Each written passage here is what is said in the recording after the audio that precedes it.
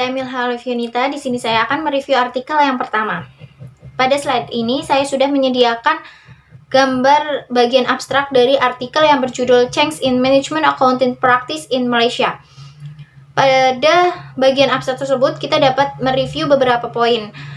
Oke, langsung saja kita mereview artikel yang pertama. Artikel ini ditulis oleh Tuan Zainun Tuan Mat dan Malcolm Smith pada tahun 2011. Dalam artikel ini menjelaskan bahwa penelitian ini dilaksanakan karena adanya masalah ketidaksesuaian teknik akuntansi manajemen konvensional yang menawarkan sedikit kapasitas untuk memberikan informasi yang berguna dan tepat waktu untuk pengambilan keputusan dan kontrol yang lebih baik. Penelitian ini juga bertujuan untuk mengetahui bagaimana perubahan praktik akuntansi manajemen di perusahaan manufaktur Malaysia terjadi sebagai respon terhadap lingkungan bisnis yang berubah dan pengaruh perubahan terhadap kinerja. Pada penelitian ini menggunakan variabel dependen yaitu kinerja perusahaan dan variabel independen yaitu perubahan praktik akuntansi. Penelitian ini termasuk dalam jenis penelitian deskriptif dengan menggunakan jenis data kualitatif yang bersumber dari data primer yaitu kuesioner dan survei surat. Dalam penelitian ini, pengambilan sampel menggunakan teknik simple random sampling, di mana sampel yang diambil dari industri manufaktur di Malaysia sebanyak 171 perusahaan dan populasi sebanyak 800 perusahaan manufaktur yang didirikan sebelum tahun 2003. Untuk hasil penelitian artikel yang pertama, dapat dilihat pada slide berikut.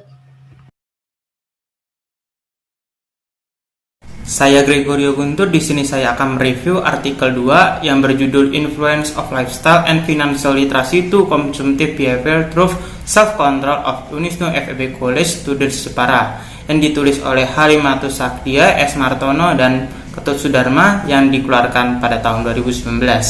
Di sini masalah yang diangkat itu di mana perilaku konsumtif sebagai niat membeli terus meningkat untuk mendapatkan kepuasan dalam hal kepemilikan barang dan jasa. Dan penggunaannya ini terjadi pada perilaku dalam gaya hidup remaja yang dimana akan tumbuh menjadi gaya hidup yang konsumtif jika tidak dibimbing mulai dari sekarang. Dan pada tujuan penelitian ini tujuannya untuk menganalisa dan membuktikan bahwa empiris gaya hidup, literasi keuangan melalui pengendalian diri sebagai variabel terhadap perilaku konsumtif siswa. Dan juga variabel penelitian di sini ada 3 variabel independen atau variabel bebas, yang dimana yang pertama keberadaan gaya kehidupan, kedua literasi keuangan, dan ketiga pengendalian diri. Dan juga pada variabel dependen itu terkait perilaku konsumtif. Dan teknik sampling yang dipakai pun proportional stratified random sampling yang digunakan bila populasi mempunyai anggota atau unsur yang tidak homogen tetapi berstrata secara proporsional. Dan jenis penelitiannya bersifat inferensial dan jenis data kualitatif. Dan teknik pengumpulan data di sini menggunakan kuesioner atau bisa dibilang sumber data yang diperoleh itu primer. Populasi dan sampel di sini populasinya terkait seluruh mahasiswa FEB di Unisnu Jepara dan sampelnya hanya diambil 121 dari keseluruhan mahasiswa. Untuk hasil penelitian artikel 2 bisa dilihat pada slide. Selanjutnya saya akan review artikel 3. Di sini bisa dilihat ya teman-teman. Judulnya itu adalah Effects of the Nigerian Capital Market on the Micro, Small and Medium Scale Enterprises in Nigeria.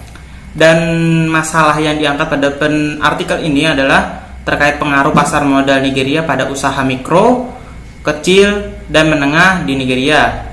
Dan tujuan penelitiannya itu terkait mengidentifikasi serta menganalisa insentif keuangan yang tersedia untuk UMKM di pasar modal Nigeria. Dan juga variabel pada penelitian ini adalah variabel X-nya itu adalah di sektor UMKM di Nigeria, dan variabel Y-nya itu adalah pasar modal Nigeria.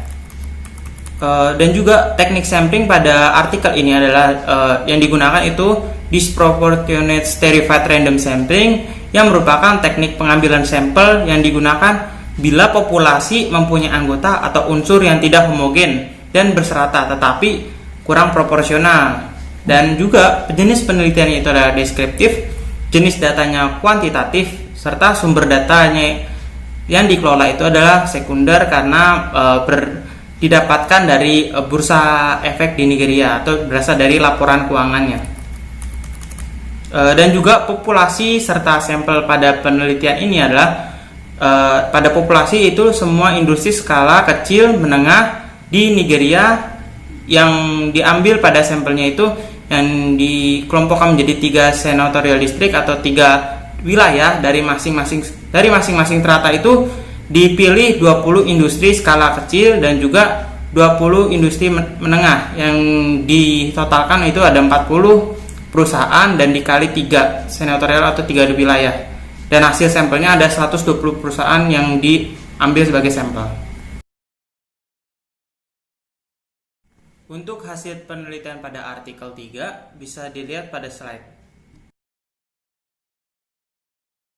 Saya akan mereview artikel keempat. Pada slide ini, saya sudah menyediakan gambar dari abstrak yang sudah saya dapatkan.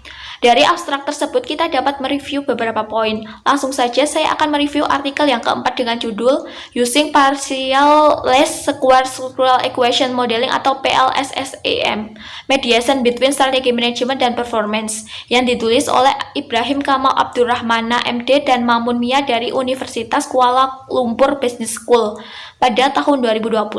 Artikel ini menunjukkan bahwa penelitian dilaksanakan karena manajemen strategis membantu meningkatkan keberlanjutan kinerja perusahaan dengan strategi. Penelitian ini memiliki tujuan untuk menemukan apakah manajemen strategis membantu meningkatkan bisnis kinerja secara tidak langsung menggunakan kuadrat terkecil parsial dalam permodelan persamaan struktural. Pada penelitian ini menggunakan variabel independen. Penelitian ini termasuk jenis penelitian deskriptif dengan jenis data kuantitatif karena menunjukkan teknik cluster sampling atau area sampling yang menggunakan sumber data primer, di mana populasi diambil dari target yang dihasilkan pada produsen garmen jadi, sedangkan untuk sampel diambil dari survei dengan metode cluster sampling di daerah Safar di Bangladesh. Hasil penelitian artikel keempat dapat dilihat dari slide berikut. Selanjutnya, saya akan mereview artikel kelima. Dalam slide berikut ini, saya sudah menyediakan gambar bagian abstrak dari artikel tersebut dengan judul Forecasting Stock Price Behavior of Selected Manufacturing Companies in Nigeria, a Markov Chain Approach. Artikel ini ditulis oleh Amins Ernest Osegal PhD dan Oisamoji Demichael PhD pada tahun 2020. Penelitian ini memiliki tujuan untuk mengembangkan model berdasarkan data jangka pendek dan jangka panjang untuk menentukan probabilitas transisi fluktuasi harga saham sehari-hari, stationer distribusi untuk variasi harga saham harian, waktu rata-rata yang dihabiskan oleh harga saham tersebut di setiap negara bagian sebelum pindah ke negara bagian berikutnya, dan tingkat perputaran harga saham. Kemudian, penelitian ini menggunakan variabel dependen, yaitu perusahaan manufaktur di Nigeria yang terdaftar di Bursa Efek Nigeria, dan independennya yaitu penerapan rantai Markov untuk menestimasi probabilitas transisi, stationer distribusi, waktu rekursi rata-rata. Penelitian ini termasuk jenis penelitian deskriptif dengan menggunakan jenis data kuantitatif dengan teknik pengumpulan data melalui laporan keuangan perusahaan yang bersumber dari data sekunder. Penelitian ini dalam pengambilan sampelnya menggunakan teknik sampling sistematis dengan sampel yang diambil adalah 10 perusahaan manufaktur yang terdaftar di Bursa Efek Nigeria dari seluruh populasi yang berjumlah 35 perusahaan manufaktur yang terdaftar di Bursa Efek Nigeria. Hasil penelitian dari artikel kelima dapat dilihat pada slide berikut. Selanjutnya, saya akan melanjutkan review artikel 6. Di slide ini, saya sudah menyediakan gambar bagian abstrak dari artikel tersebut. Langsung saja, artikel ini berjudul Comparison on Finance Literacy Between Welfare Reception and Non-Welfare Reception in Brunei yang ditulis oleh Hasnal Alwe tahun 2013. Tujuan dari penelitian ini adalah untuk memberikan wawasan tentang tingkat literasi keuangan di Brunei, terutama berfokus pada temuan penerimaan kesejahteraan dan non-penerimaan kesejahteraan. Variabel penelitian ini adalah variabel independen, yaitu literasi keuangan, dan variabel dependennya adalah peningkatan kesejahteraan. Penelitian ini termasuk jenis penelitian deskriptif, dengan jenis data kuantitatif, dengan sumber data primer yaitu wawancara terstruktur, untuk teknik sampel menggunakan kota sampling dan purposive sampling. Untuk populasinya adalah kepala rumah tangga penerimaan kesejahteraan dan penerimaan non-kesejahteraan di Brunei dengan sampel 431 kepala rumah tangga yang terdiri dari 215 penerimaan kesejahteraan dan 216 penerimaan non-kesejahteraan. Hasil penelitian pada artikel 6 dapat dilihat di slide berikut ini. Saya akan mereview artikel ke-7. Pada slide ini saya sudah menyediakan gambar dari abstrak yang sudah saya dapatkan. Dari abstrak tersebut kita dapat mereview beberapa poin. Langsung saja saya akan mereview artikel ke-7 dengan judul Pengaruh Kualitas Pelayanan Terhadap Kepuasan Mahasiswa Menggunakan Perpustakaan USU yang ditulis oleh Zurni Zahara Samosir pada tahun 2005. Artikel ini menunjukkan bahwa penelitian dilaksanakan karena dimensi kualitas pelayanan yang manakah yang paling mempengaruhi kepuasan mahasiswa menggunakan perpustakaan USU. Penelitian ini memiliki tujuan: 1. Untuk mengetahui bagaimana pengaruh kualitas pelayanan kehandalan, daya tangkap, jaminan, empati, dan bukti langsung terhadap kepuasan mahasiswa menggunakan perpustakaan USU. Kedua, untuk mengetahui dimensi kualitas pelayanan mana yang paling mempengaruhi kepuasan mahasiswa menggunakan perpustakaan USU. Pada penelitian ini menggunakan variabel independen. Penelitian ini termasuk jenis penelitian deskriptif dengan jenis data kuantitatif karena menggunakan teknik sampling aksidental yang menggunakan sumber data primer, di mana populasi diambil dari seluruh mahasiswa USU yang terdaftar sebagai anggota perpustakaan USU sampai dengan April 2004, yaitu sebanyak 26.208, sedangkan untuk sampelnya diambil dari mahasiswa yang sedang menggunakan jasa perpustakaan pada saat peneliti melakukan penelitian di perpustakaan USU. Hasil penelitian artikel ke-7 dapat dilihat dari slide berikut. Selanjutnya, saya akan mereview artikel yang ke-8. Pada slide ini, saya sudah menyediakan gambar bagian abstrak dari artikel yang berjudul Macroeconomic Factor from Characteristic Financial Performance. Langsung saja saya review artikel ini. Artikel ini ditulis oleh Sinedu Francis Egbunik dan Sinedu Yusena Okerekeoti pada tahun 2018. Artikel ini menjelaskan bahwa penelitian dilaksanakan karena adanya masalah faktor mikro dan makroekonomi yang mempengaruhi kinerja perusahaan. Penelitian ini bertujuan untuk mengeksplorasi keterkaitan antara faktor makroekonomik, karakteristik perusahaan, dan kinerja keuangan perusahaan manufaktur di Nigeria. Pada penelitian ini menggunakan variabel dependen yaitu kinerja keuangan dan variabel independen yaitu X1, faktor makroekonomi yang dilihat dari suku bunga, inflasi, nilai tukar, dan PDB. X2 yaitu karakteristik perusahaan yang dilihat dari ukuran, leverage, dan likuiditas.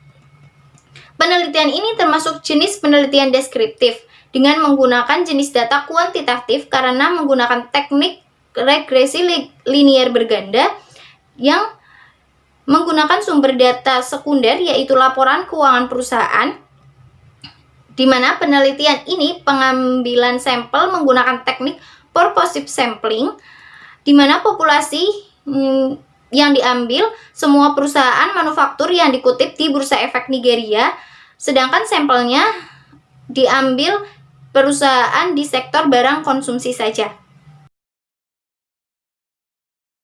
Hasil penelitian artikel yang ke-8 dapat dilihat pada slide berikut.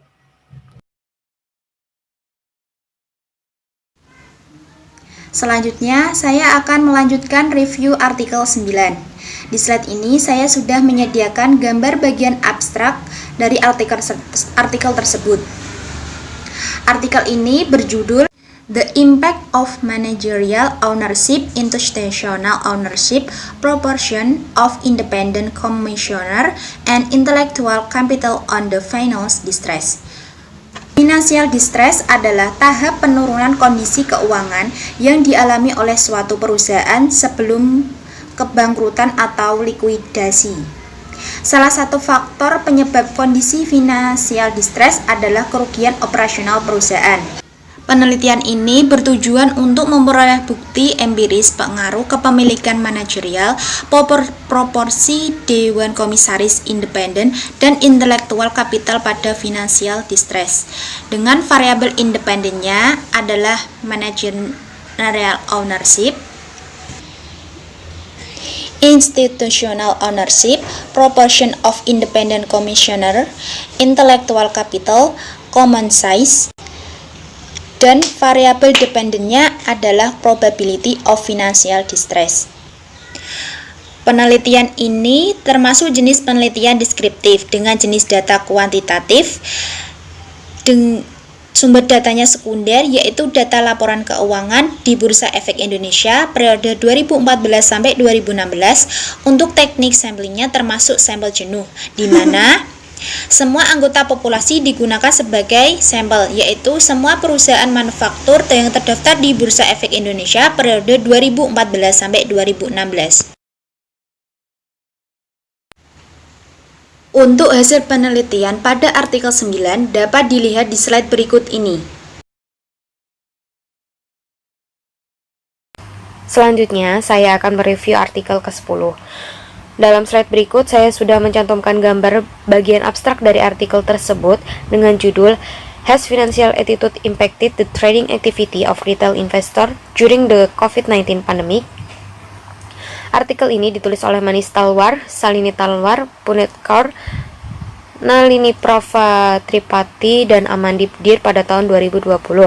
Penelitian ini memiliki tujuan untuk memeriksa pengaruh relatif dari 6 dimensi sikap finansial, yaitu kecemasan finansial, optimisme, keamanan finansial, pemikiran masyarakat, minat dalam masalah keuangan, dan kebutuhan akan simpanan pencegahan pada aktivitas perdagangan investor retail selama pandemi.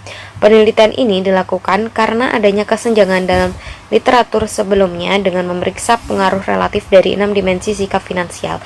Kemudian penelitian ini menggunakan variabel dependen, yaitu aktivitas perdagangan investor retail selama pandemi COVID-19, dan independennya yaitu sikap keuangan. Penelitian ini termasuk jenis penelitian deskriptif dengan menggunakan jenis data kualitatif dengan teknik pengumpulan data melalui kuesioner yang bersumber dari data primer. Penelitian ini dalam pengambilan sampelnya menggunakan teknik snowball dengan sampel yang diambil adalah 404 orang India yang merupakan investor retail yang aktif di pasar saham sejak wabah COVID-19 dari seluruh populasi, yaitu 849 orang India yang merupakan investor retail yang aktif di pasar saham sejak wabah COVID-19. Hasil penelitian dari artikel ke-10 dapat dilihat pada slide berikut.